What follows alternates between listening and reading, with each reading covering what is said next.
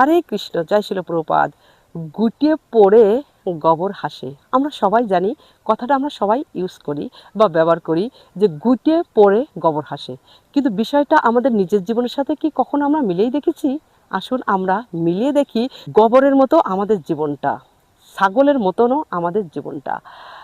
গুটিয়ে যখন উনুনে যায় পুড়তে থাকে, তখন গোবর হাসতে থাকে। দেখো গুটে পড়ছে, আমার কিছু হচ্ছে না। গোবর কি কখনো জানে কি বুঝতে চায় না যে আগামীকাল আমার গুটি হতে হবে এবং আমি শুকিয়ে যাব, আমারও উনুনে যেতে হবে, আমারও পড়তে হবে। ছাগলটা যখন ঝুলিয়ে রাখে, ছোলে ছুলতে থাকে, কাটতে থাকে, পিস করতে থাকে। আর একটা ছাগল, যে জীবন্ত ছাগল আছে, সে কপ করে পাতাগুলো খেতে থাকে, খাবার খেতে থাকে। ছাগলটা কখনো বুঝতেই চায় না যে আর কিছুক্ষণ পর আমাকে ওইভাবে ঝুলাবে, আমাকে ওইভাবে ছলবে, আমাকে ওইভাবে পিস পিস করে উনুনে দিয়ে রান্না করে আমাকেও খেয়ে ফেলবে।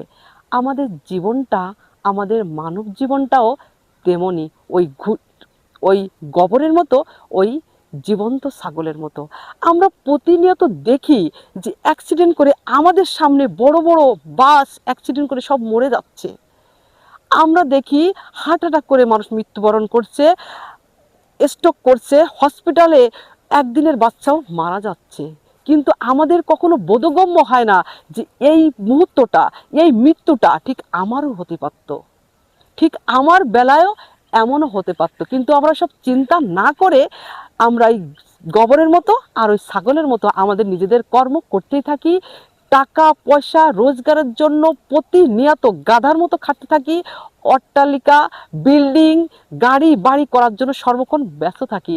কিন্তু আমরা যদি একটু গভীর করে চিন্তা করে দেখি যে আমাদেরও এখনই এই মুহূর্তে আমাদের মৃত্যু হতে পারে, তাহলে আমরা ওই অট্টালিকা বিল্ডিং তৈরি করার কাজে ব্যস্ত না হয়ে, আমরা গাড়ি বাড়ি করার কাজে ব্যস্ত না হয়ে, আমরা আমাদের সৃষ্টিকর্তা অর্থাৎ পরমেশ্বর ভগবানকে স্মরণ করব এবং প্রতিটা মুহূর্ত মৃত্যুর জন্য প্রস্তুতি নেব এবং আমাদের আদিয়ালায় গোলক বৃন্দাবন ধামে যাওয়া কিভাবে যাবে সেই প্রস্তুতির জন্য সর্বক্ষণ প্রস্তুতি থাকবো।